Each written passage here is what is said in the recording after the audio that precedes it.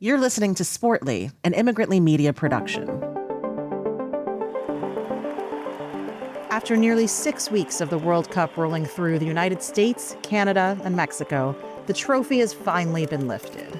Spain are world champions. Argentina came up just short, and the U.S. men went on their most talked about run in a generation, one that got derailed by a red card and a late-breaking decision that had reporters standing baffled in a stadium parking lot. This is the final episode of our FIFA series, and we couldn't think of a better way to close it out than by bringing in someone who lived every mile of this tournament in real time. Jeff Rueter is a soccer correspondent for The Guardian US, having joined the paper's soccer desk after years as a staff writer at The Athletic, where we worked together.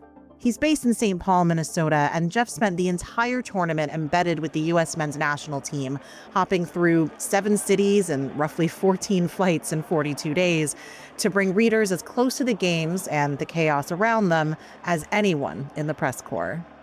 Today, we get his view from the ground, how Spain quietly outthought and outlasted anyone in the field, what it was actually like covering a World Cup that stretched from Vancouver to Mexico City, and the strange, still unraveling story of that red card reversal and the politics that followed it. We'll also get into what this tournament meant off the pitch, the economics of the FIFA machine, and what it felt like to cover a global celebration amid what many anticipated could be one of the most fraught World Cups in recent memory.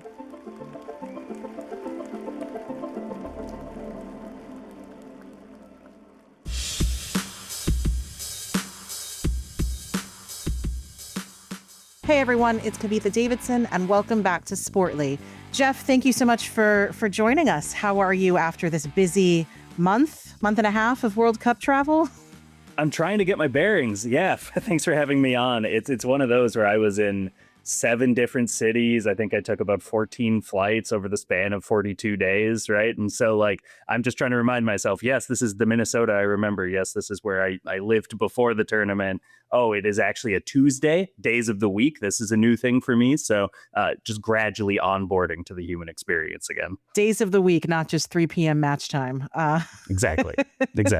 So we'll get into the actual cup in a bit, but just for the experience of having covered this was obviously a unique World Cup in that it spanned 3 countries across the continent.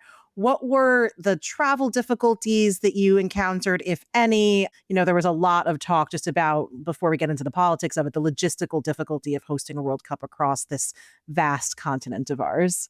And that is a twofold problem, right? There's the natural, transporting one's body across the continent. And so that's usually airfare, not enough train infrastructure. Cars would take days and days on end. My colleague, Pablo Maurer, is as big of a road warrior as anybody. And even he was like, yeah, I'm taking planes the entire tournament, just couldn't wrap his head around. Pablo, who in a former life worked on cars.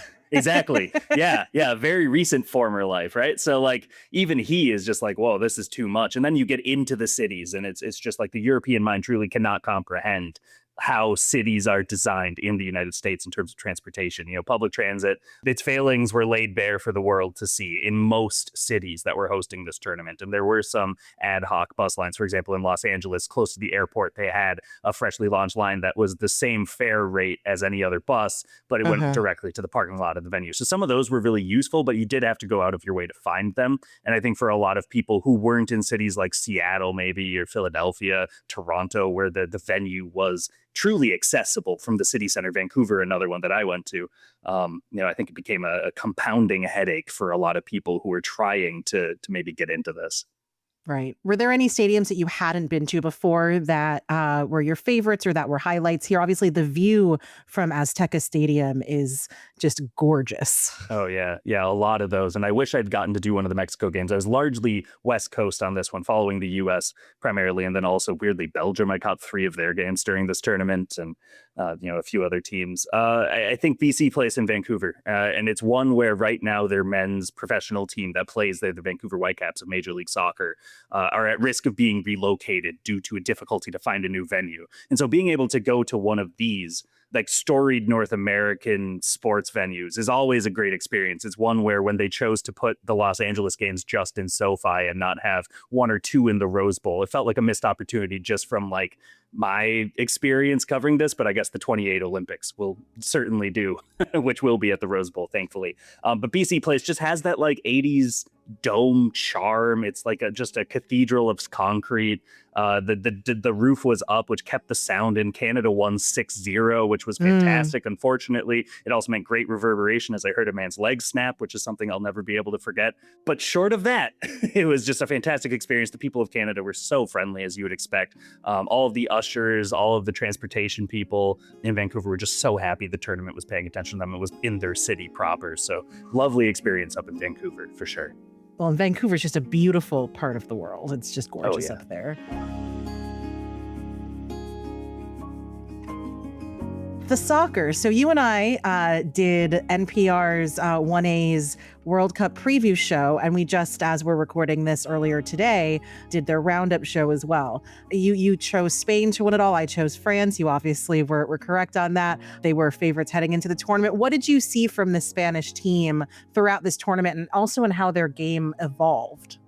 Yeah, and they were really good at that evolution component. I think a lot of teams come into these tournaments and they only have short windows of time to figure out what they want to do. And so they'll look and they'll say, this is our best game model. You know, we're going to be trying to sit deep and then we're going to counterattack. We're going to try to dominate the ball. And Spain mostly wanted to dominate the ball. They wanted to play with possession. They were one of the highest possession rate holding teams in the tournament. But what was really clever about how they operated was that every player who can do so much for their clubs, was really willing to be sort of distilled down to a role player version of themselves. So, for example, when you look at the player who gets the assist in the final, Nico Williams, who is like a star winger for Athletic Club in Bilbao. He started for Spain when they won the European Championship 2 years ago, but was coming off of an injury. So instead, he's embracing, I'm going to come off the bench. I'm going to be very proactive with my dribbling. I'm going to try to run behind the back line. And that's ultimately running behind the back line and playing a header is what leads to the title winning goal by Ferran Torres, another sub who sort of accepted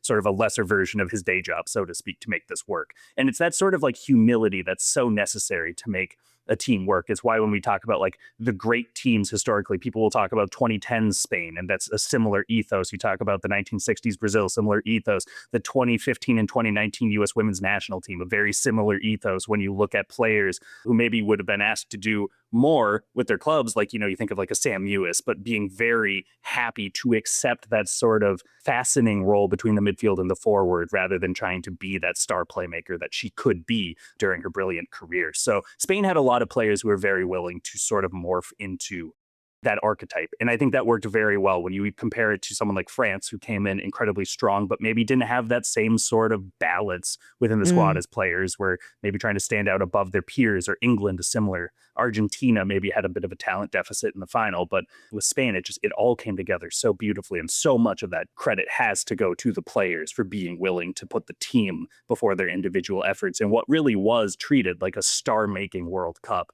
When you look at how Fox was covering it, how other broadcasters were covering it, and really just where the attention fell, was so much more on individuals than teams, that there's something kind of nice about a team with a capital T ultimately winning it all.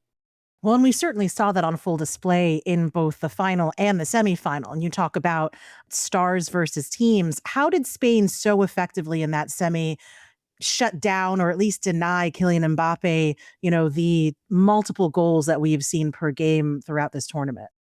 Yeah, and that's where we do go back to an individual, I guess, because it helps to have the best defensive midfielder in the world, which Spain does with Rodri, who plays for Manchester City in England. And he was the player of the year in the world 2 years ago. And he probably will win it again now that he was the defensive midfielder of the World Cup winners. That's just how these pageants usually are voted on. But he was so clinical at cutting down passing lanes. Like, any parents listening to this whose kid is kind of getting into midfield play, like, just really watch how he reads a game and where he maneuvers and how he positions himself, because it's not always the obvious, I'm going to lock on to Kylian Mbappe and slow him down and man mark him, right? It's not a cornerback guarding a wide receiver, right? Like, it really is someone who's trying to read, okay, if the ball is there, it means the next pass will be there. And then that means that player's next pass would be to Mbappe over here. So how do I position myself to eliminate that?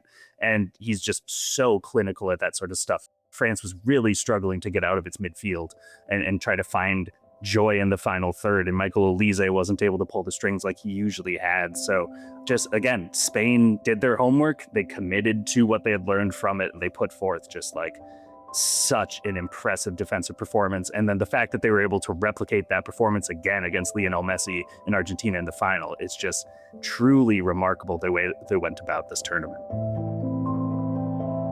Well, certainly. I mean, then we can go from the semi to the final and see just how every time Messi even went near a ball, he was just swarmed in that final, right? And you talk about two teams between France and Argentina that they pass very differently. Argentina is such a small team, but it did seem that Spain's defensive approach was somewhat similar, and maybe they built on what they learned from playing France and brought that to the final against Argentina. I think you're right. I think that you look and you can see a lot of what was working in the semifinal then was working just as well, if not better, against Argentina, who had had a much more difficult path to the final than France had a path to their own semifinal. When you look at not just the opponents that they went through, but the manner through which they had to, they really labored to get past Cabo Verde. They really labored to come back against Egypt. And some people would argue not in the most credible of circumstances. It kind of took England completely falling asleep at the wheel for 20 minutes for them to be able to get past into the final. And so once you have played that, 2 games with extra time, that's an extra hour that your legs have run. Argentina came into this tournament as one of the oldest teams in the field because they were really trying to run back what had worked 4 years ago in Qatar. And you could just tell by the time the final came around, I would say within 10 minutes, it looked like they were already like, let's just get this to penalties. Because we have one of the best penalty stopping goalkeepers in the world, Emiliano Martinez. We have Lionel Messi, who's going to be able to walk around for 2 hours if he has to. So he's available for that shootout. And then we have a bunch of other players that we back to beat it because we won the last World Cup on penalties. So I think that they looked at this and just said, that's our best method to get through, is pretty much just suffer for 2 hours and then find joy in the aftermath of this weird shootout decider that we all have agreed is the best we can do in this sport. And ultimately, Spain, I think, just saw opportunities. They continue to evolve as you look at the substitutions that De La Fuente was making.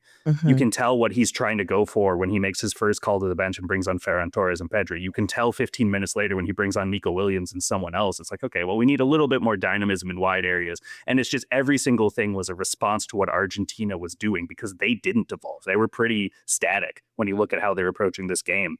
And it made it a lot easier, I think, for Spain to confidently dissect what was going on and judge and determine how they were going to be able to find success before that shootout, which, again, Argentina probably would have been the favorite there, but it wouldn't have really felt as deserved with a team that struggled to take a single shot and didn't place any on target to walk out as the World Cup champion. Were you surprised that it was Argentina in the final? A little bit, but then there's this certain point where you watch how that bracket's progressing and you're just like, something feels off about the nature of this, right? And I'm not a conspiracy theorist per se. Like, I'm not necessarily going to see, oh, it's this, which means it must have been that, and run along with the narrative. But there was an impossible to deny trend of Argentina getting these ludicrously favorable calls or incredibly charitable no calls that then kept their best players on the field. When you look at Lionel Messi doing a stomp that looked even more intentional than Folarin Balogun's that had gotten him the red card and started that whole brouhaha.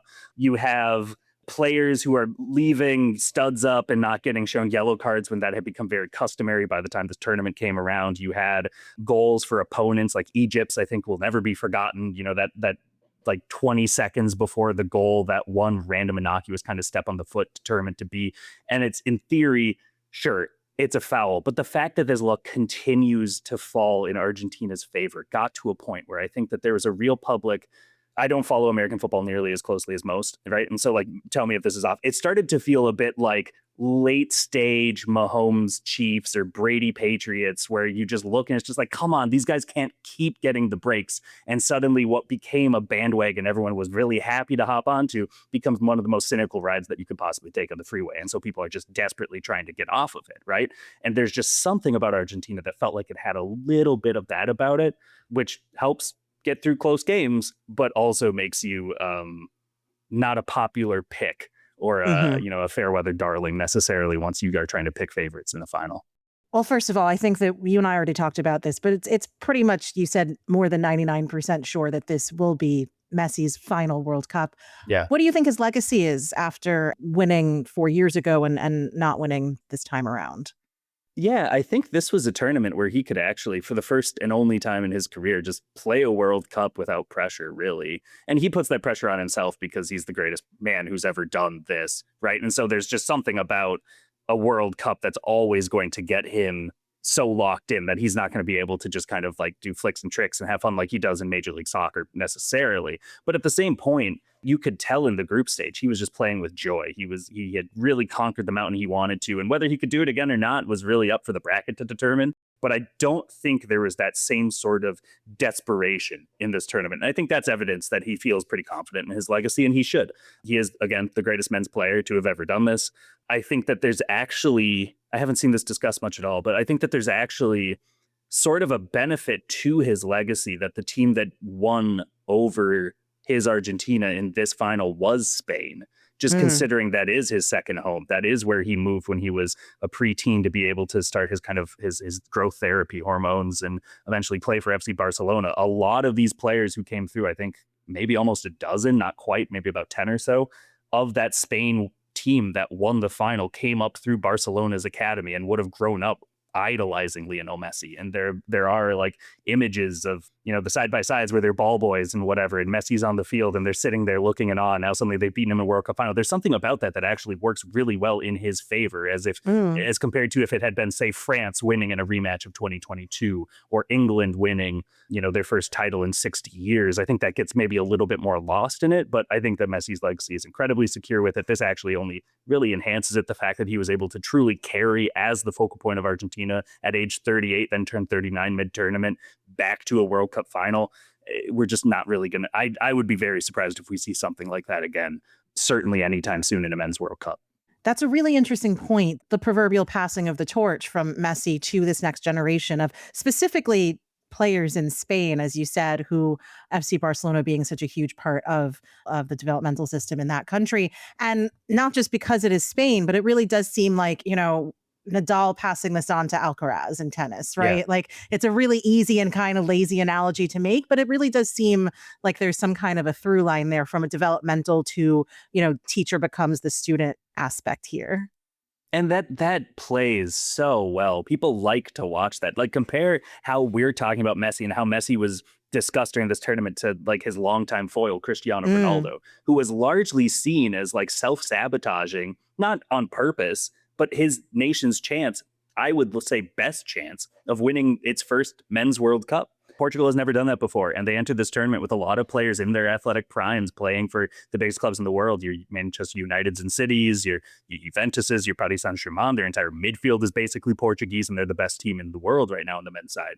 And they entered this tournament with this weird impediment that they were unable to bypass, which is that their striker was 41 years old, unable to move as quickly as them, more inconsistent than he's ever been in his career in front of goal, but also such an ego that the coach, Roberto Martinez, he was stuck in two minds and ultimately decided that he would rather lose with Ronaldo on the field than win with this sort of sideshow of why have you benched Cristiano Ronaldo, despite the fact Ronaldo ultimately had been on the bench in the 2022 World Cup knockouts once Gonzalo Ramos had proven to be a better option there.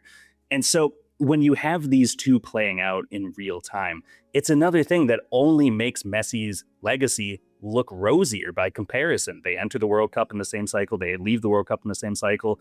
And one of them left his program better than he found it. People would argue with Messi, really enhanced it. And Ronaldo did the same with Portugal for quite a long time. But now there is this like sort of sinking resignation that a lot of their best players have aged out. They're going to need to turn over a lot of players ahead of the 2030 World Cup, which is going to be co-hosted in Portugal. And there's just a bit of concern that maybe this was their best chance actually to reach that final. And they missed it.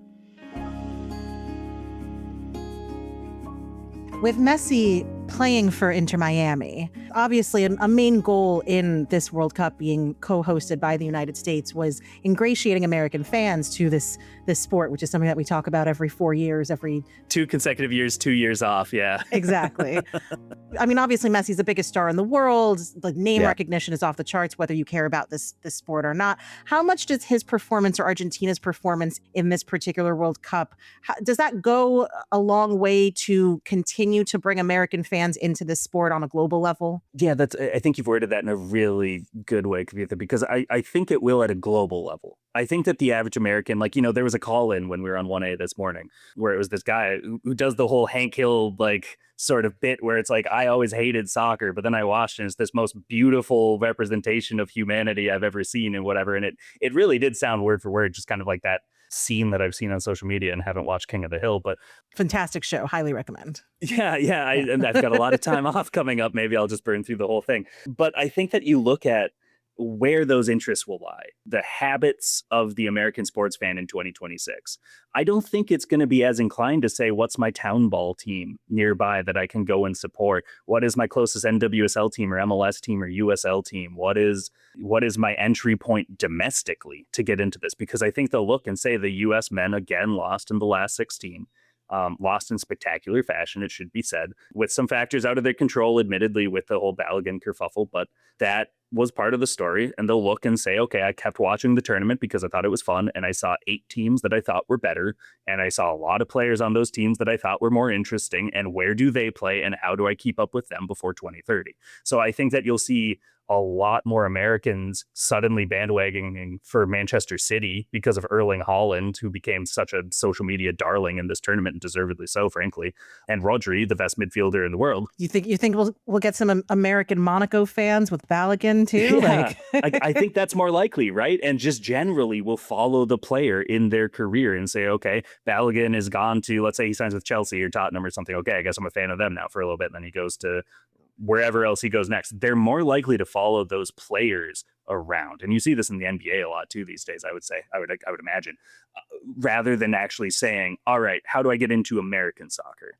And that's a shame. And a lot of that actually is a missed opportunity that these domestic leagues should own, right? And it should be looked and seen and say, why did Major League Soccer not run a single commercial for its product during any of the U.S. men's national team's games? The last one of which, by the way, was the most watched soccer broadcast in American history. 50 million people tuned in, not a single citation of Major League Soccer. What a missed opportunity. NWSL doesn't have the same role to play. Their World Cup that their players will participate in isn't until next summer. So in theory, there still is that opportunity, but it won't be stateside. And I think that they also did have a chance to, with games that they were playing once they resumed from their mid-season break that they always take as negotiated by their union.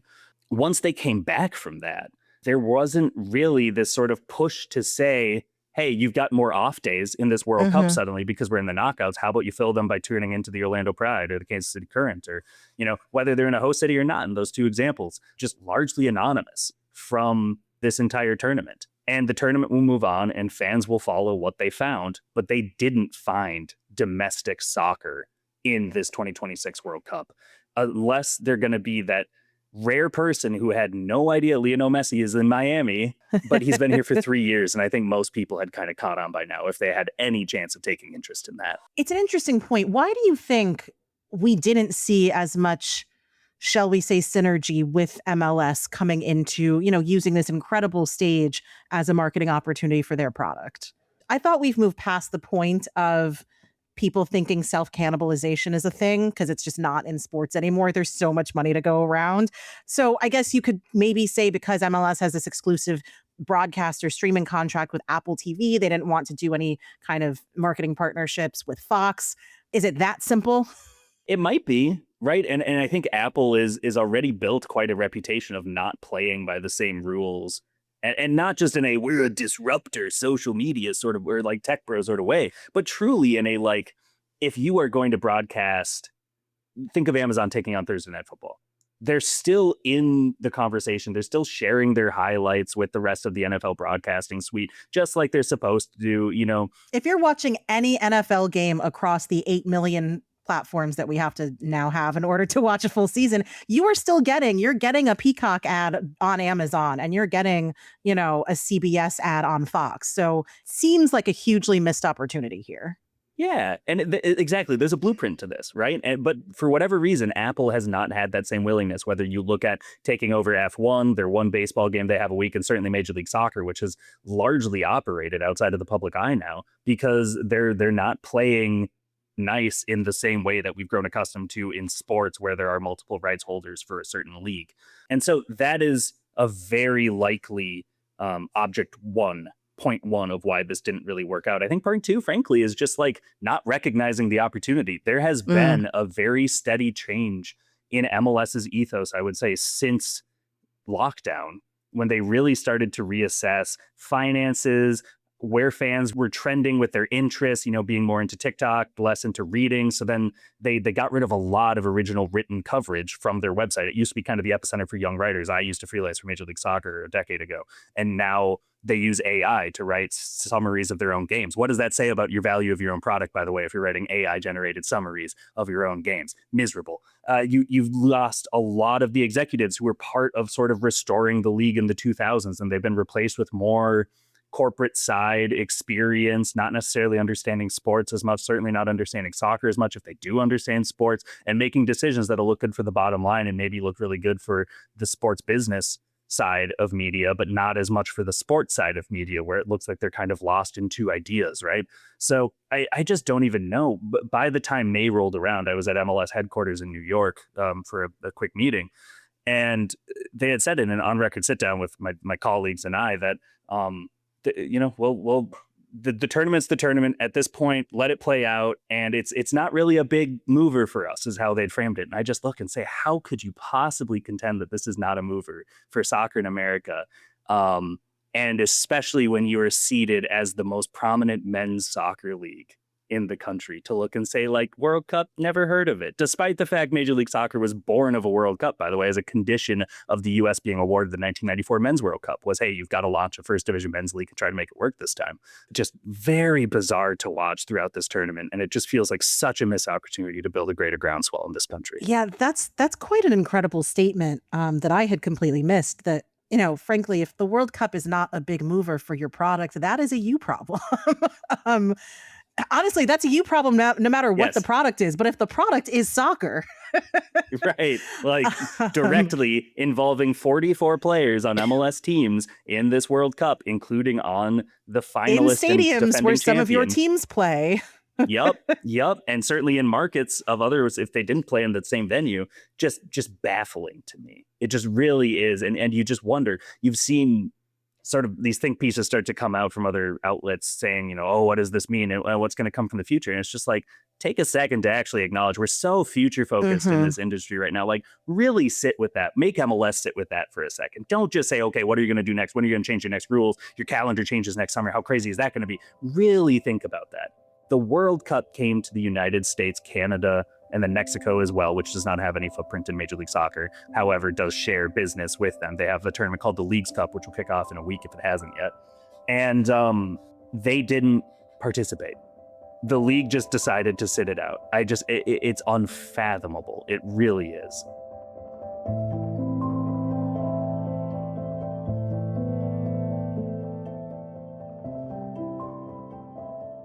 Jeff, we've talked about soccer fandom and appreciation and the growth of that in America. So let's move to the team itself. I want to talk about the U.S. men's national team in two phases. Let's say pre-Belgium. Sure, good. And that's then correct. The week leading up to Belgium and beyond. So first, just through the group stage, through the round of 32, what did you see from this men's team that seemed like we hadn't seen before, at least to this level, right? I mean, I think that when you and I did our preview, both of us said that this would be a success for the U.S. men if they made it to the round of 16, which they did. So up until that round, what did you see from this team that was encouraging that maybe you hadn't seen before on this stage? For sure. And just for listeners, I was embedded with the team as part of the press corps. So I was following them at training. And you could really tell when they arrived at training, there was a lot of nerves. Very, very visible and palpable, right? And it made sense, right? Like, they had just come off of their last two games in March were really poor. They lost to Belgium and Portugal. There wasn't a lot of optimism coming into this. Several players arrived in some pretty poor form, including Christian Pulisic.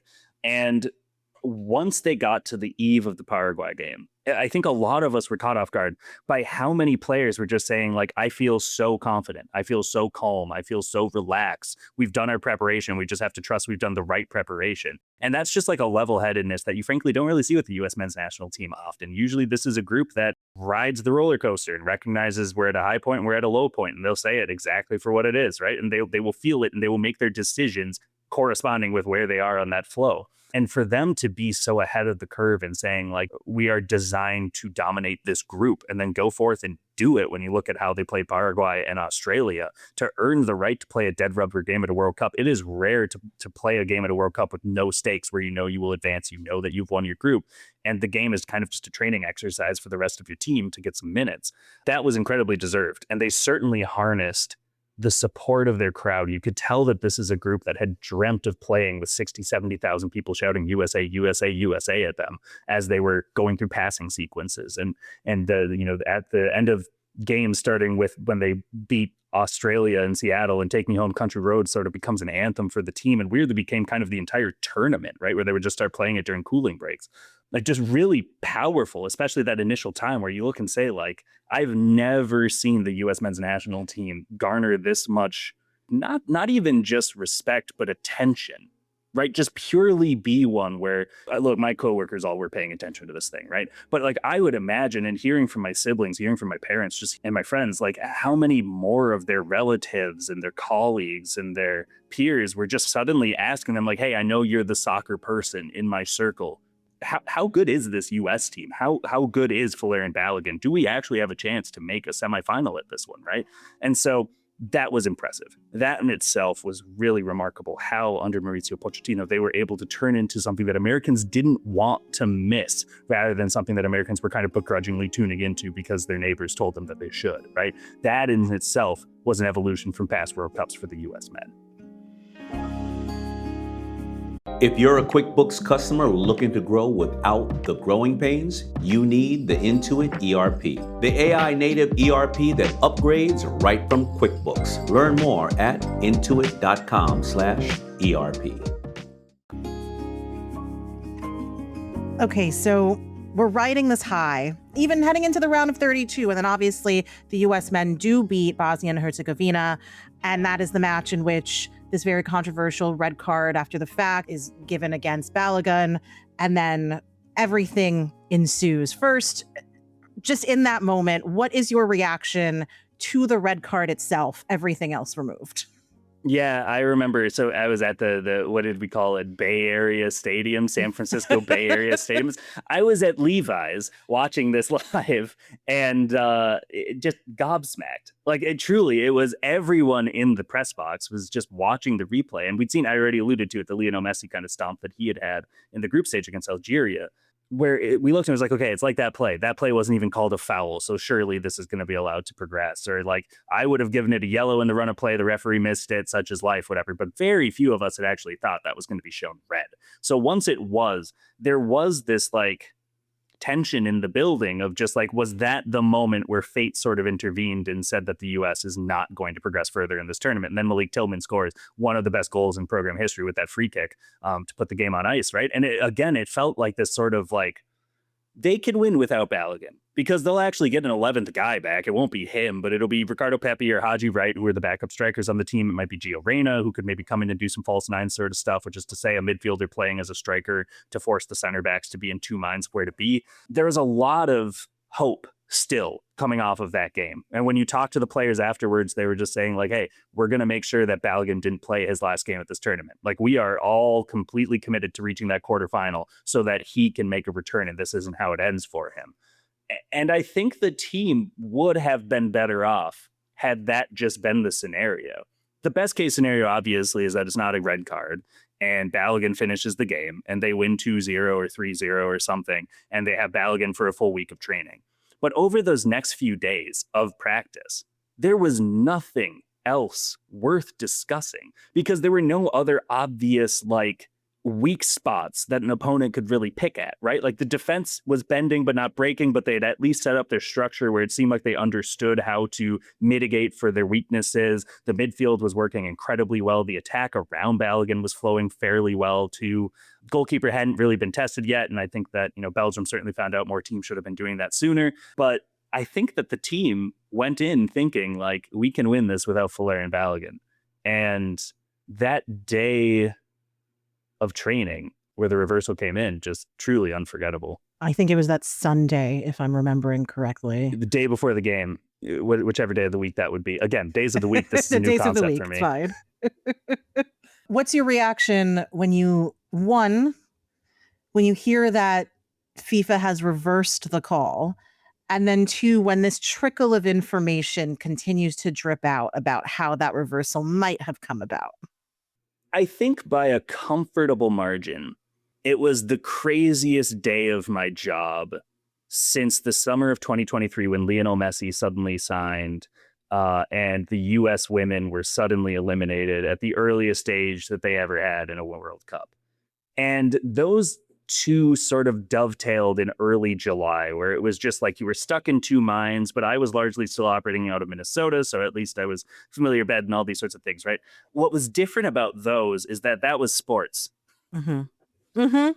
Right. And there's no one in the country who understands how different those jobs look than you. But when it's like you wake up on a day and it's like, I'm going to tell a sports thing. And suddenly it's like, nope, we're doing geopolitics today. We're doing corruption today. We're doing meddling today.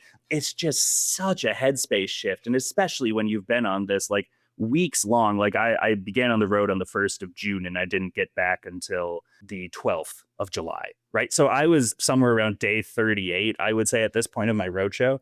And to suddenly we get to training, there's been no news that this is going to be happening yet. No one's I think The Athletic was the one who broke the news and that hadn't dropped yet.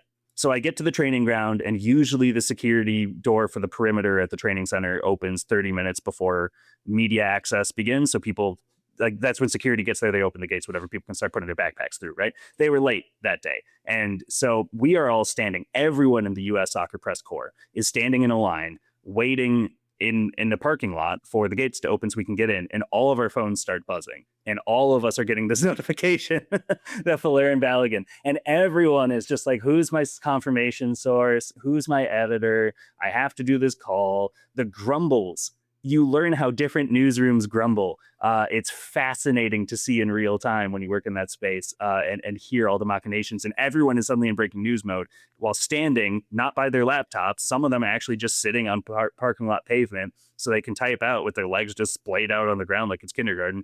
And no one really knows because there's no precedent. That's the other thing. Because usually if it was anything in a World Cup, you've seen it before, by and large, except for the new stuff, which is like VAR, right? And VAR now is going to be this own thing that maybe people like myself who cover the club side as well will get accustomed to. And so that's even less of a shock. But eve of the game, suddenly red card reversed. That in itself is just like it also destroyed 3 days of coverage beforehand of what do we do without Balogun. I had a piece that had ran 2 hours beforehand that is called How Will Mauricio Pochettino Fare Against Belgium Without Valerian Balogun. We had to take it down after 2 hours. I did a rewrite and we put up how now can Pochettino plan with Balogun back? And it's like a third of the copy is the same about Belgium, and that's about it. And as you mentioned, that's obviously not just an adjustment that you and the other reporters had to do, but that is an adjustment that Pochettino and his entire team had to do with seemingly very little notice. Absolutely. Yeah. And you could tell, right? Because like the mood once players emerged, which is probably about 45 minutes after we all learned, finally, all of us are in the perimeter. We're all standing and they bring out Chris Richards, Christian Pulisic, and Alex Freeman. And Freeman, this is his first World Cup. Richards is first as well, but he's at least more of a veteran playing in the Premier League and starting regularly for Crystal Palace. And then Christian Pulisic has been at World Cups. He's won a Champions League, right? So these are players who have seen a lot of these situations, and all of them are just like, we'll take it. Sure. I don't know how this happened. A lot of us, Richards even said he thought it was AI slop the first time he saw it. He assumed it was some joke that, oh yeah, of course, FIFA listened to Donald Trump and decided to overturn the red card. Yeah, sure, that'll never happen. Lo and behold. And then it does. And then it does. In these unprecedented times, as we continue to have reason to say. Oh my gosh, I am so ready for precedented times, Kavitha. Mm-hmm. Do you remember I would precedented like it not times? To be. I would like something to just be the 80th time this has happened. Right. Like this again. That's not a sentence I've said often, except for the corruption and the bullshit. No, then you get to, it was maybe the White House. And then it's this blathering of who did it, who didn't, there was some fascinating reporting coming out about this crack team of lawyers, like the most expensive dais of lawyers since OJ coming together to try to overturn a red card in a World Cup. USSF, US Soccer Federation, getting involved in this with their attorneys, the White House attorneys getting involved in this. At some point, Howard Lutnick was involved in this as well. So trying to parse through all the bullshit, there has been reporting that it is at the very least, we can say in doubt whether the decision to review the red card was because of a phone call Donald Trump made, or whether that was a decision that FIFA took upon itself to initiate, right? Yeah. And that's where we've got it left. And that might be where it sits until a few people retire and decide that they have nothing left to lose and all of these sorts of secrets come out, because I think FIFA will be actually even more desperate to keep the reality under some sort of curtain and veil of plausible deniability than the White House will, certainly, or U.S. soccer will. U.S. soccer's role actually seems fairly minimal. Certainly when you look at like what you watched on TV as U.S. soccer, which is to say the players and the coaches and the press officers and whatever who were on the field escorting whatever, none of them had anything to do with this. None of them probably even wanted this, if I'm completely honest, because again, it is such a curveball to be able to throw on the eve of a game that it actually does a disservice to your team in that state. But it becomes just prime bulletin board material, right? I like by the time some of that had started to come out, and certainly FIFA's reversal, I was then at Belgium's press conference for the eve before, or for the day before the game. And at one point, the coach says in his native French that they are playing for the honor of soccer. And again, to go back to these unprecedented times, it's like, how often do you actually hear a coach in just a game, actually have to go and say, we are playing for the integrity of this sport? Like, what a random sort of like second wind to put behind you of like, we are the team that did not have our president call to get our striker back, right? The Belgians, famously known for their platitudes and hyperbolic rhetoric, right? Right. Catchphrase central, those Belgians. Totally. They just can't stop with those quips. It's just like remarkable to see what that moment can bring out of teams, out of people, out of the sport, right? And so in a way, there's that part of you that's like, look, it was better for my job if the US continued to progress in this tournament, right? It is inherently good for anyone who covers soccer for the US soccer teams to do very well, right? There's this misconception that like losses and bad coverage are actually really better for clicks. It's not. It's good for social media traffic, but like by and large, dissecting why this team lost a game is going to do a lot worse than dissecting why this team won. Most people are still very much looking for that rather than the other side, unless it was truly spectacular and you need to know like, how did England blow that game against Argentina, for example, right? So you got into this point, though, where it was just like, if the U.S. wins, let's say Balogun scored twice, and let's say the U.S. won 2-1. That's maybe the worst case scenario for all involved. There was actually like this on the morning of the match. There were people in the media corps who were like kind of expecting the U.S. to bench Balogun just to try to save face a little bit. I heard that. And I also heard some calls from people, mostly who are not sports writers, but everyone became an expert in both FIFA protocol, disciplinary protocol, legal. Everyone became an expert when this happened. It's great. Right? I love it. But I heard not only some actual writers speculating that maybe the U.S. would bench him, but then I heard non-sports writers also saying that for the integrity and for honor, Balogun should take himself out of the lineup. Now, I have opinions on that.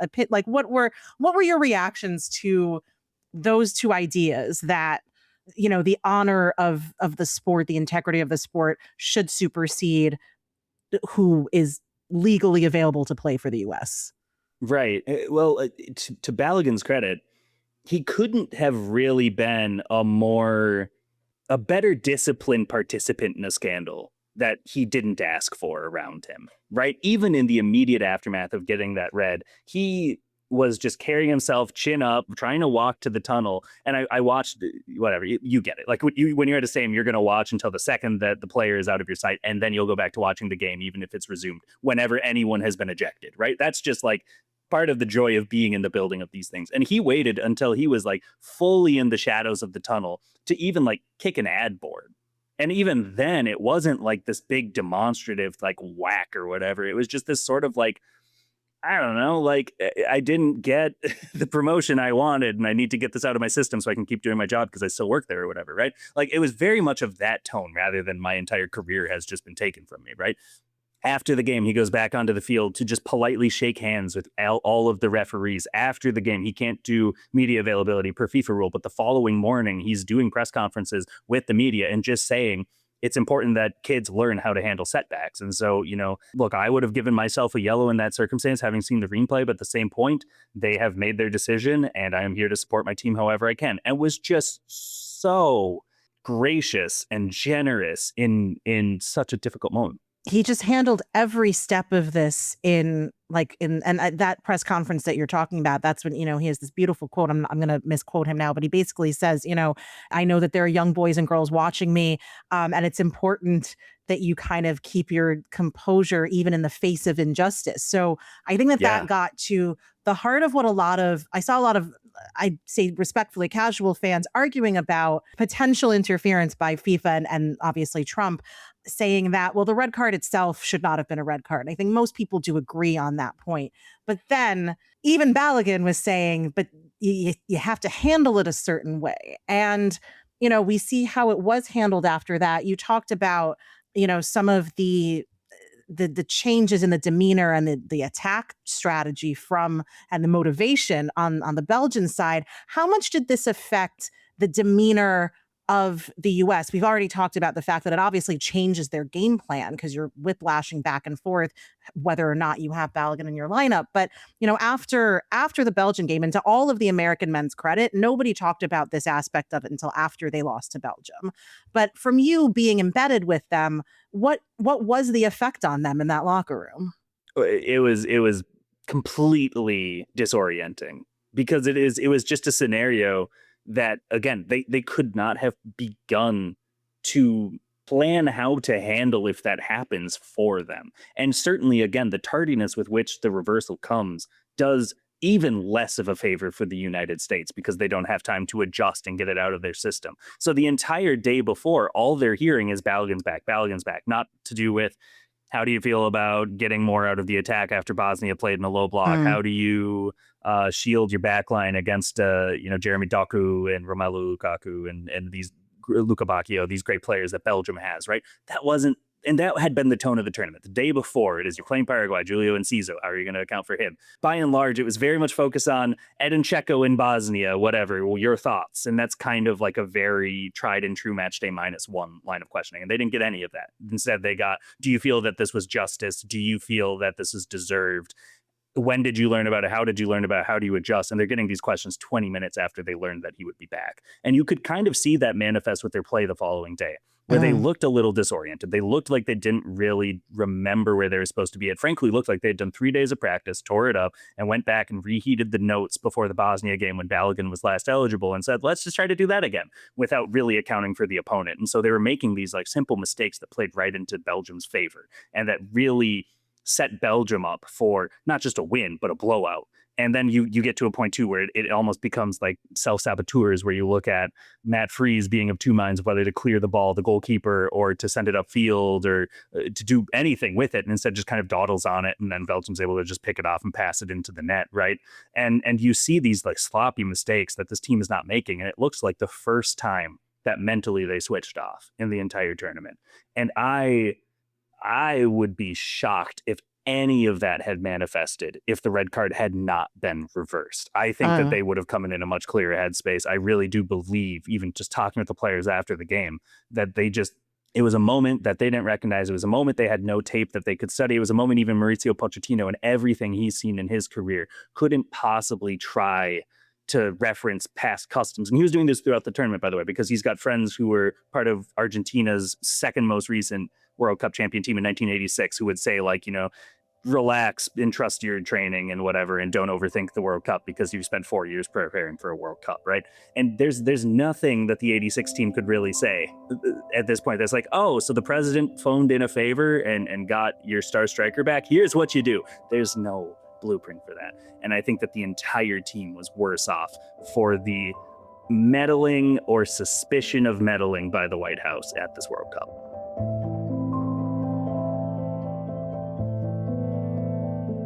Do you think this was a successful tournament for the U.S. men, given how it ended? You said on NPR today, losing 2-1 is a big difference in losing 4-1, which obviously they lost 4-1. Given that it sounds like you think their performance against Belgium was a one-off or a lot because of this scandal that happened around them, was this a successful tournament for the U.S. men? I would say it's the quintessential met expectations, right? It's didn't exceed, didn't fall beneath, but this was what you would have maybe expected coming into the tournament as the like realistic but a little optimistic scenario, right? And I know that that's a lot of way to get around saying was it a success or not, because it's right on that precipice between a successful tournament and a failure. But unfortunately, the nature by which they went out puts that into question. It would have been an undeniable success if they lost 2-1, even if it looks like the same result that fell them in the 2022 World Cup and fell them in the 2014 World Cup and fell them in the 2010 World Cup, where they lost in the round of 16 every single time. It's like, okay, but they continue to make it there. They did it with some more enthralling play. They lost to a bona fide top 8 team in the world. You can kind of expect that if you're seeded 9th in the tournament, you're still below seed 7, right?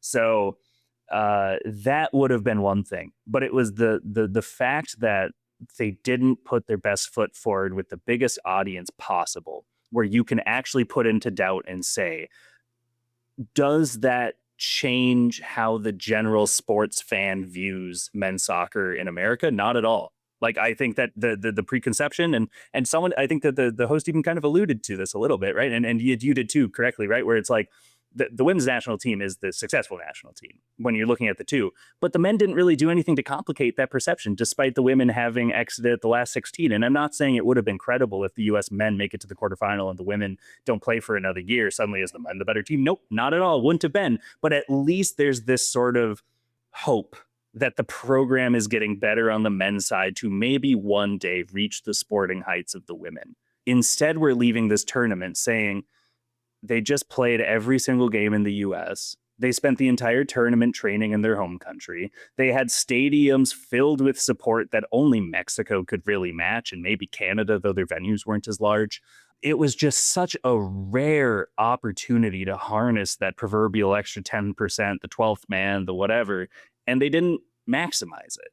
And instead, they put together the only bad performance that they had in the entire tournament at the worst possible time.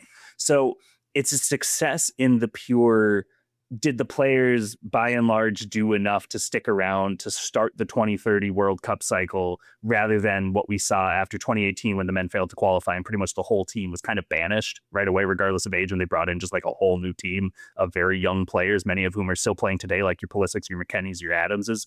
But I don't think it was that. But I also really think, when you're looking to go back to some of the points from the MLS part of the episode that we talked about already, to actually do something really uniquely off the back of this tournament, they missed that opportunity. And I do think that again comes back to the White House meddling and to FIFA's about face. I think a lot of that actually ended up really sabotaging the kind of goodwill that was fostered around this team through its group stage and through its win over Bosnia. And suddenly it was, this is the entitled team that phones in a favor to their president, and suddenly they overturn things. And yeah, I think you've already seen someone in was it in tennis, and Wimbledon was trying to get a call made or something from a leader to try. Like, you've now introduced this really heinous sort of second side to relitigation in sport that is so counterproductive that, like, that side of it makes it really tempting to say it was a failure, because the way that they comported themselves was not befitting of being a host of the grandest tournament in the sport. I wrote a column for MS Now after the reporting on Trump's interference in this reversal came down. And, you know, and we will talk about this. Obviously, some really like disgraceful things happened from a political standpoint in the hosting of this tournament. But we also saw really beautiful displays of like humanity and harmony. And, you know, there was that trope of how this is like, you know, this is what happens when like your parents who hate each other are away for the weekend, but the cousins all get to have the sleepover together because you actually all like each other when your governments aren't involved. Like the Scottish fans in Boston and the Norwegian fans rowing, and, you know, Europeans discovering ranch dressing. Like, oh yeah, it did feel like there was this kind of beautiful like goodwill where for once America and Americans, we were not represented by our government. And then that seems like it was just snatched away from us in the middle of this tournament.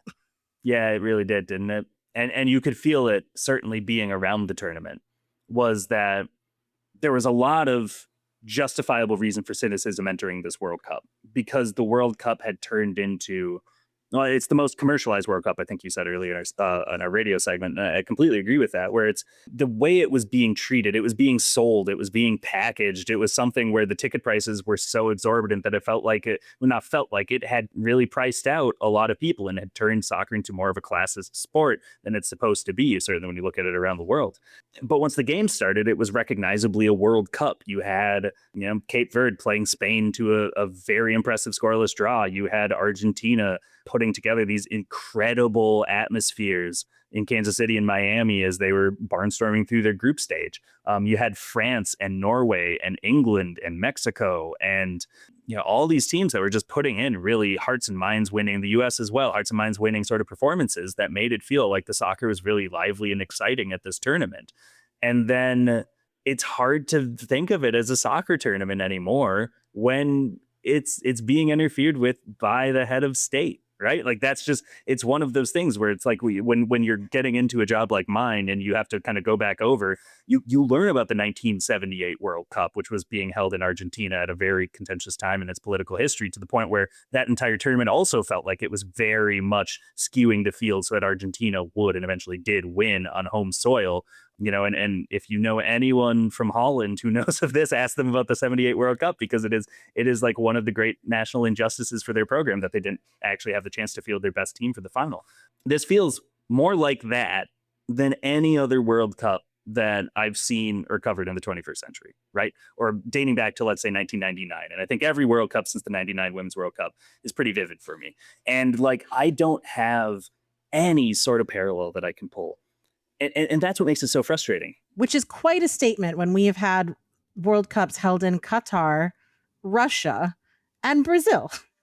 Yes. The best and brightest across the board, right? But like, Brazil during a coup and a public transportation municipal strike, and then obviously Russia and Qatar. Like, it's just quite a thing. But like Russia and Qatar, that was like backroom calamity, and that was like away from the camera, and they were very Sports Wash 101 about it, where it was, how do we're going to make the Cat 4, which up until the 26th World Cup was a band of tickets reserved for residents of the host nation, not citizens residents. So the idea basically being, as long as you live in here, you're from Russia. Putin did this more than maybe any other leader in the 21st century, where it was like, I'm going to price these so low that you're going to be like, I can't believe I got to go to 15 World Cup games. How fortunate am I to be Russian, right? Was basically the entire plot. And it worked incredibly well there. It worked really well for Qatar as well. But with the United States, it just could not help ourselves.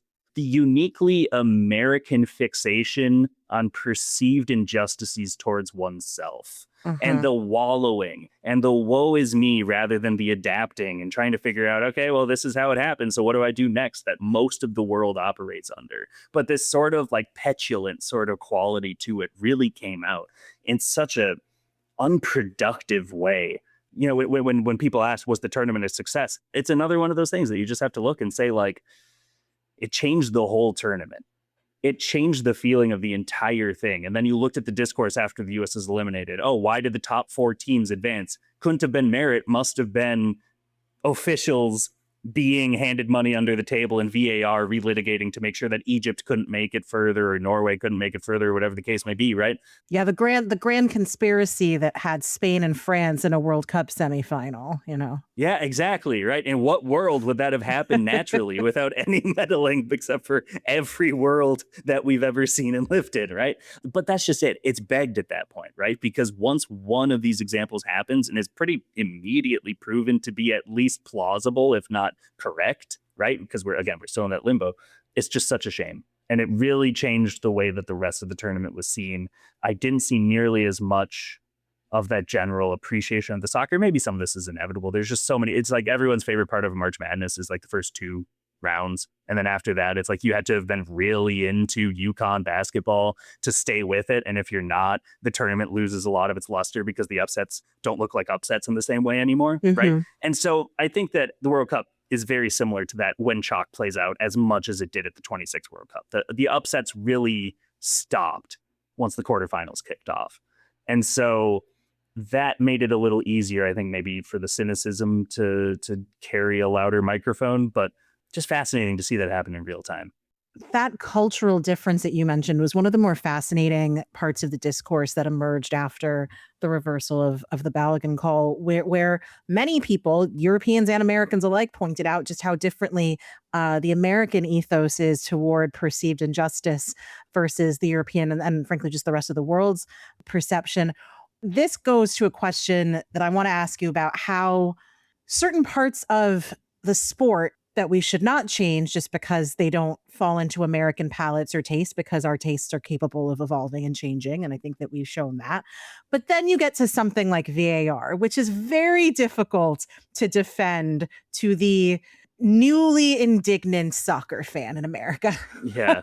Yeah. So where do you land, one, on how VAR is being implemented, how the review after the review then throws some kinks in this, and also just generally, as somebody who has followed soccer a lot more in depth than I have, if you're talking to a casual American fan and you're trying to explain the way that VAR is supposed to be used, intent, letter of the law versus what an actual technological line can show you, how do you explain and grapple with all of those aspects to especially newer American fans?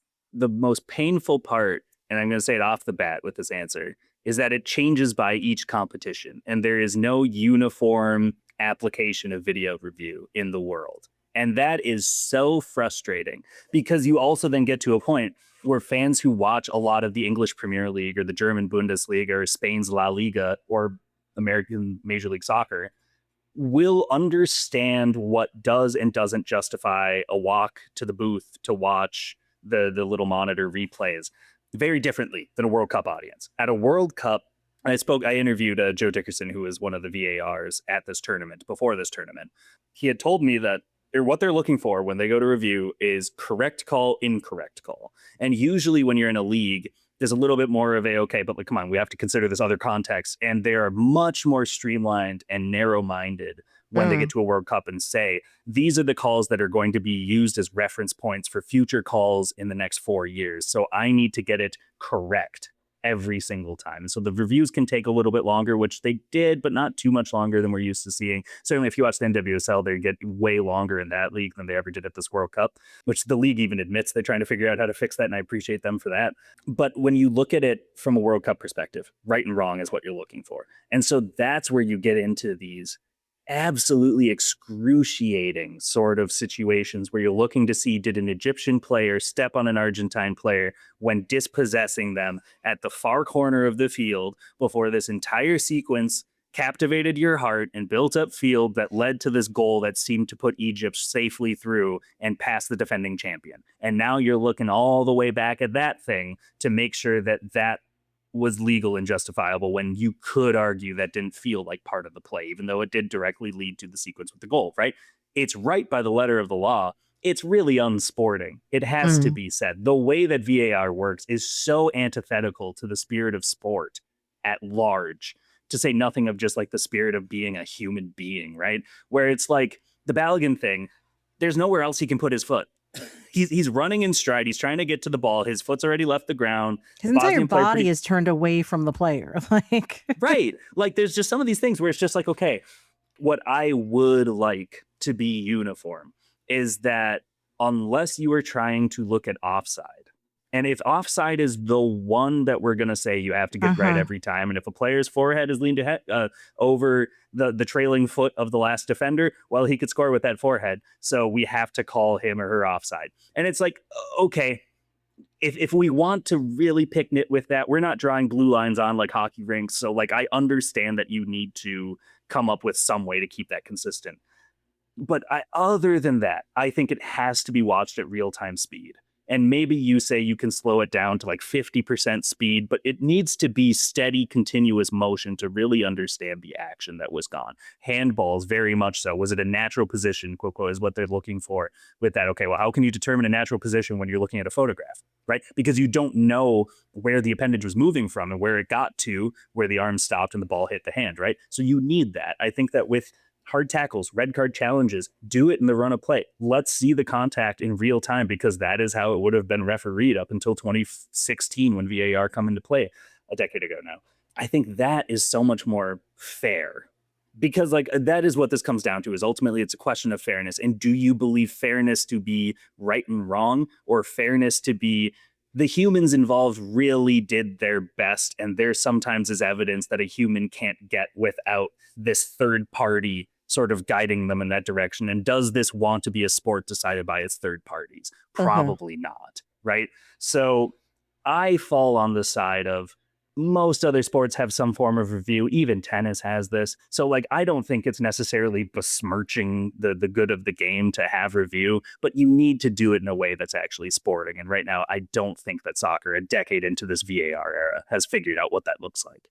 Yeah, tennis is always a really interesting point of comparison, just because it's the most direct point of comparison with how review is used between the sports, right? If you're looking at an offside line versus a serve that's out or anything like that.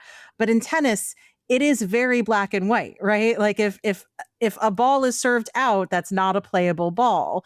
Versus if there is an inch of offside, a centimeter of offside here, how much does that actually affect the play? That's the ambiguity of soccer that we've been watching for hundreds of years. Right. That now we're trying to correct.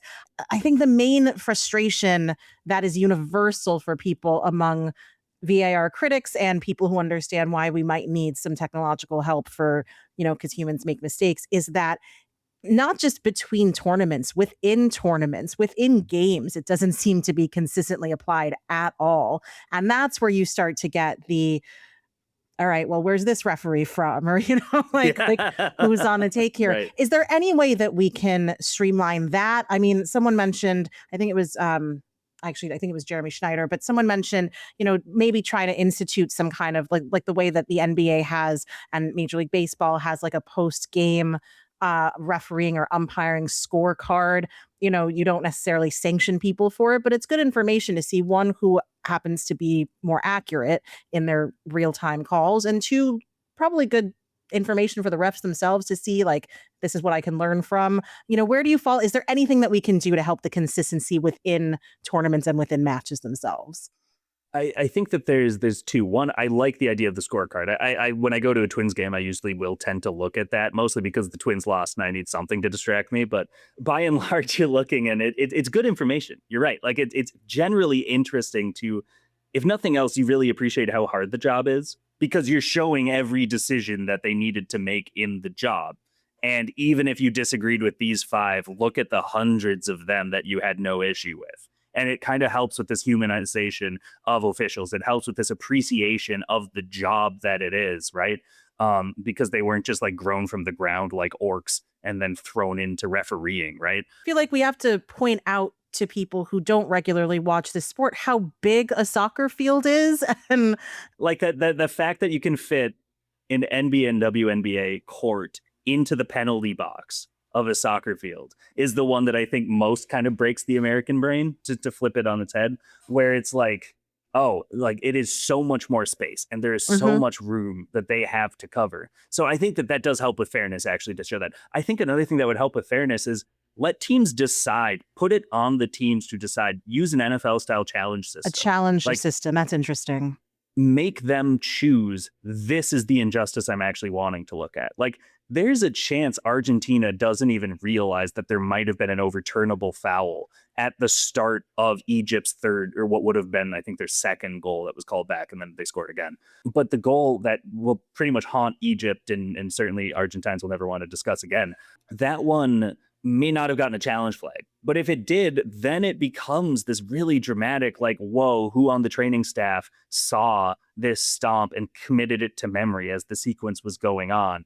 And you have your own sort of storytelling complex that can emerge from that. Or if they choose not to challenge it, maybe some people come in and they say, like, oh, did they miss that and whatever. But it shouldn't necessarily be on the referees to be doing this for every single play of a game, because at a certain point, you are really thwarting the flow of the game. And that was another subplot of this tournament, was disrupting the flow of soccer games with hydration breaks or cooling breaks or commercial breaks, more realistically, where you would throw in a 3-minute break into every single half. And it was up to every broadcaster to, like Fox, put on commercials, or like Telemundo not put on commercials, and then do their own thing.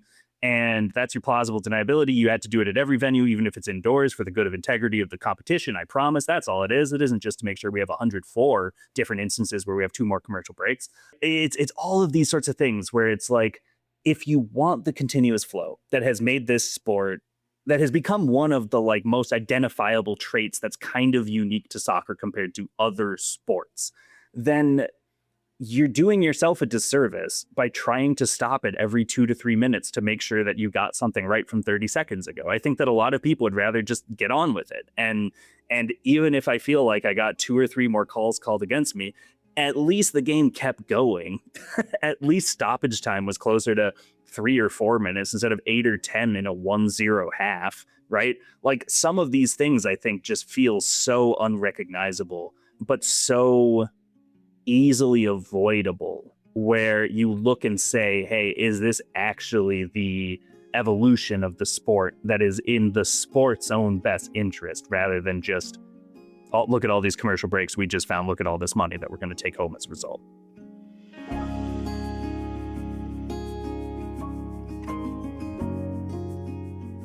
Well, Jeff, I only have you for a couple more minutes here, but we've got to talk about the not fun parts of this tournament. We obviously, the travel bans, we had ICE presence, the Somali ref who was denied entry when he was already supposed to be granted a visa.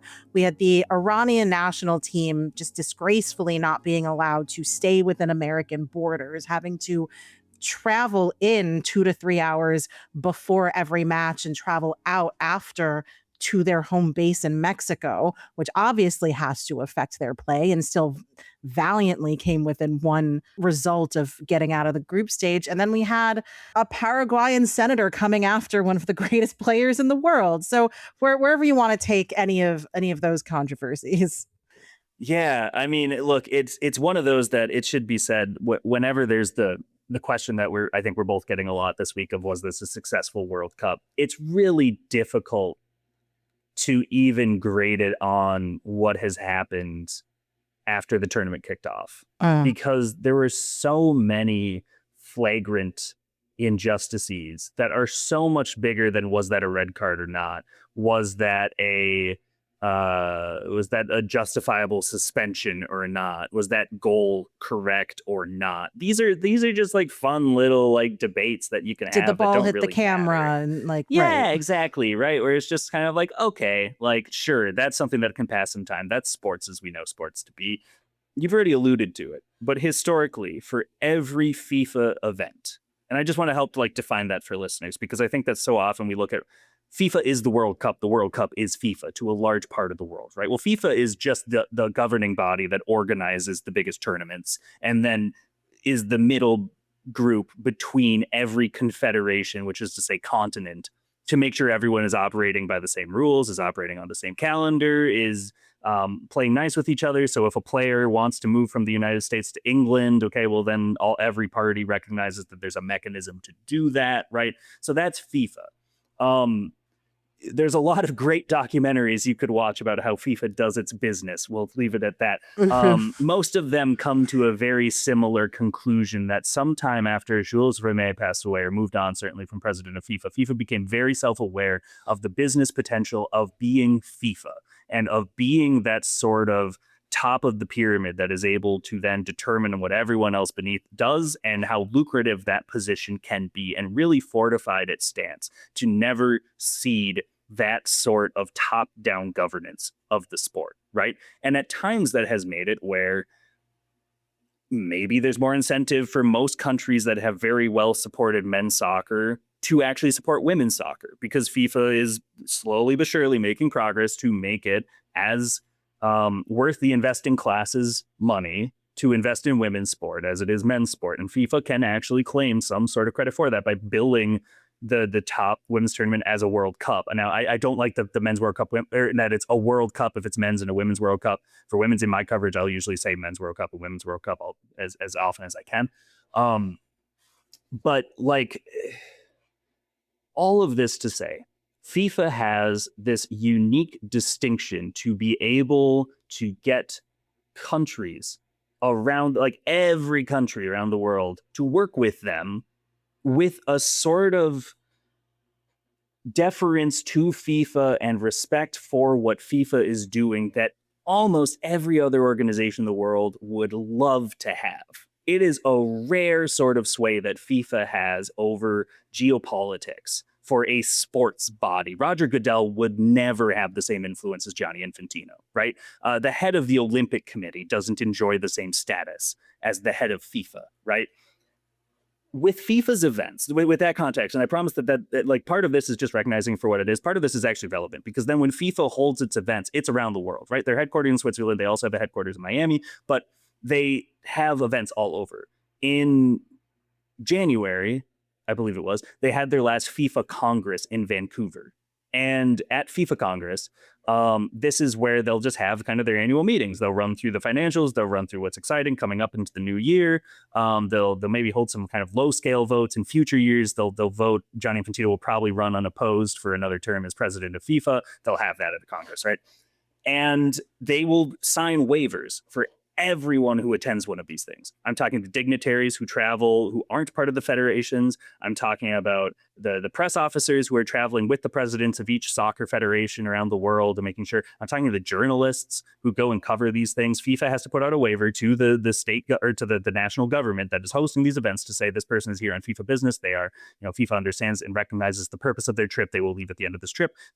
Please allow them into your country regardless of laws and customs. And this has been operational standard historically for decades. Like across, again, we talk about Qatar, Russia, didn't hear about these same sort of visa issues. Brazil didn't hear about the same visa issues. So you get to you get to a point where Iran is going to be playing a very different tournament than everyone else is. You get to the point where Omar Artan, the Somali referee, is banned from coming into the country despite having qualified as the recently voted for best referee in Africa, is turned away and is just besmirched by the U.S. government as being linked with some terrorist group. It's absolute nonsense. But FIFA historically would have said, you can't do that. Like, this is a FIFA event. What are you doing? Don't politicize our events. And instead what you have is Gianni Infantino on the eve of the World Cup saying, what, would you want us to come into your country, to a BBC journalist? Would you want us to come to your country and change your laws? He always has this with the Brits. It's always the British, which is fascinating when you work for a British dominant outlet. But compare that to 4 years ago, the eve of the tournament, people are saying, hey, look at all the war crimes look at the inhumane conditions that women and queer folks in Qatar live in. And Gianni Infantino is sitting there saying, today I feel gay. Today I feel African. Today I feel disabled. Today I feel like a woman. But it's like, who is this guy? What are you doing? Like, how can you possibly claim that your tenor, your handling of this World Cup, where you were bending the knee at specifically one of the co-hosts? We don't even talk about, did Canada agree with the decision? And by the way, almost certainly not, though they did kind of use it to their advantage and they blocked Thomas Partey, who is still under legal investigation for rape charges, from being allowed into the country when Ghana played their games in Toronto. So, that one doesn't get talked about nearly as much because that one has been a subplot that European soccer fans will have been following for years as he was playing with Arsenal, and UK labor law prohibited basically that from being publicly known that he was the player involved in this, right? So there was maybe a very different sort of focus on that than Omar Artan, who is someone that, Frank, a lot of people learned about the existence of by him not being allowed to referee at a World Cup he had qualified to work at. And that's on FIFA. That is 100% the legacy of the 2026 World Cup. It was the first time that FIFA stopped being the champions of the game that brought the roadshow to whatever different country every 4 years, and to be the one that was an extension of the host nation's government's bidding, and was very happy to try to normalize that on a global scale. And that is not historically the role of FIFA as we've come to understand it, and nor should it be.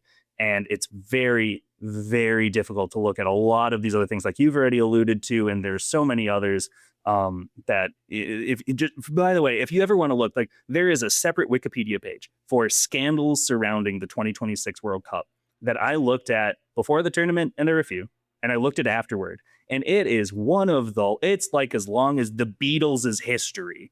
It is remarkable to see how many viable scandals have emerged from this under FIFA's watch, that they have done their best with Trumpian tactics to sweep under the rug by just running the fire hose and saying eventually you will lose focus and you will not be able to remember the name Omar Artan. You will not be able to remember how Iran was treated in the group stage because they didn't even make it to the knockouts. Don't ask us why that happened. Just really frustrating, really unfortunate as someone who works to try to like grow awareness, attention, and appreciation for this sport in my independent role, when the kind of overseeing body that handles a lot of its tournaments operates in such a manner. That was all wonderfully said. I think one of the only kind of good, positive, I guess, I'm glad people are waking up, aspects of Trump's involvement in this was the number of casual fans who were rightfully saying FIFA did a corruption. you know, Yeah. That's brand new information. So the amount of people who like are like don't follow this obviously as closely as you and I do, and only maybe follow it every 4 years, or only when like a FIFA headline makes CNN headlines or something, but who now I think can understand just a little bit just how rampant the corruption throughout FIFA, even when you don't include the cozy relationship with Trump is. And then my actual favorite part of watching my friends become new soccer fans is when they realize that FIFA is a nonprofit. Yes. It's one of those that even after all this time, I think back to it and I just like, oh yeah, they are nominally a nonprofit with how they operate. And it's baffling, isn't it? It's so funny. It's one of those like wonderful, I remember it was maybe 10 years ago when people realized that the NFL league office was a nonprofit, but not as a charity organization, which FIFA is, I think, the nonprofit in the charity organization's right, sense. saying that they're building mini pitches throughout Manhattan. Right, like their charity mission is to spread soccer around the world, which is also a business mission. Yep, pretty much, isn't it? Well, Jeff, I don't want to let you go without something like positive, because there's always so much. We could do an entire episode just on like negative parts of the World Cup or how FIFA is run. And I also do want to do a whole episode with you, because we talked about not looking too far into the future, but, you know, about developmental issues in American soccer. And, you know, this is the conversation that we have all of the time about why we continue to lag behind the rest of the world when it comes to boys and men. But that is a whole other episode. So on a positive note, what was your highlight from this tournament? I think me and a lot of my Irish friends will say Cabo Verde, obviously with Pico on that team, and just, you know, watching some of these smaller programs like really make a splash on the world stage. But your personal highlight, either something that you covered in person or a story that you like will take away with you.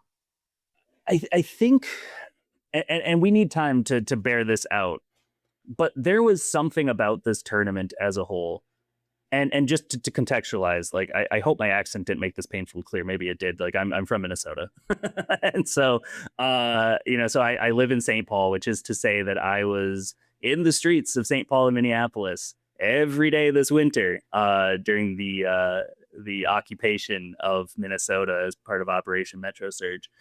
And there was something that kind of continued to get us through as we would meet in sub-zero conditions at night at public parks with candles to kind of just talk about the day and all this, where there's this sort of culture of isolationism in Trump's America that has become so beneficial to the ruling class, but also the financial class. But the only way that we can really, as we were seeing it as Minnesotans, the only way that you can really combat that is with community. The only way that you can do that, whether it's strength, it's solidarity, it is the idea that we are bigger together than we are independently, right? And I think that you could really see that manifest on a very large scale around this tournament, living in nothing but host cities for 6 weeks, right? Like, it was really disorienting to come back to Minnesota. When I did just over a week ago, because I wasn't in a host city. And it's not to say like this, there's no other state I would rather live in, because I think that there is naturally some of that community, but there is something that is so different about that community being so proactively out and about to be around it, to feel it, to share it with people, rather than just like, when necessary, to leave their door to pick up the package and immediately close the door again, right? Just there's something that was so beautiful about that sort of defiance of communal joy that emerged, that really makes it difficult, I would imagine, for those cities to want to go back to life as normal because of how welcoming it felt in so many American streets. So when I think of like what was like just the best part of it, it was the people, right? And it really was not the top down bigwigs, whatever, who are going to organize this and profit off of it, but the people who are just trying to share it and trying to make the best of it. It was going to public parks in Seattle to go to watch parties and then chat up random people wearing jerseys next to me and learn about, why they fell for the sport or why they fell for this team, even if they're not with any association to that country, right? There's this natural barrier breaking factor component that's, I think, pretty unique to sports, because I think it is so accessible for a lot of people, whether you're into it because of the X's and the O's, or you like the fashion side of it, whether it's the pregame tunnel walks or the uniforms, or if you like the kind of song and chant atmosphere, this sort of communal whatever. There's a lot of different ways people get into sports. And when you get to a World Cup, you actually get to feel what it looks like when a ton of those people end up in the same geographic location.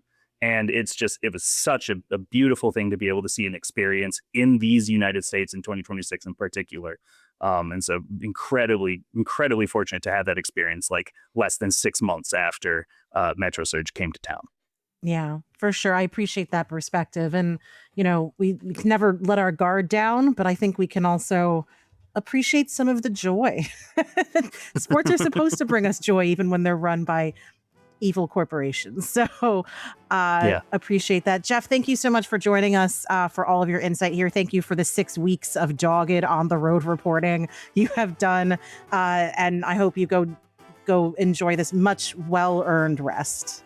Thanks, Kavitha. And great to catch up with you too, my friend. It's been a long time, but not so long since our NPR shot, I guess. Maybe we'll do that again. But no, thank you for having me. Keep up the great work with the show. And thanks for having these conversations about the stuff that goes on beyond the sport, the field, the all of it. I think it's so crucial to actually understanding what's going on and not becoming complacent with what you're watching. And it's just such a vital sort of perspective that you bring to the sports landscape. So thank you for continuing to stay in this space. Thank you, Jeff. I appreciate that.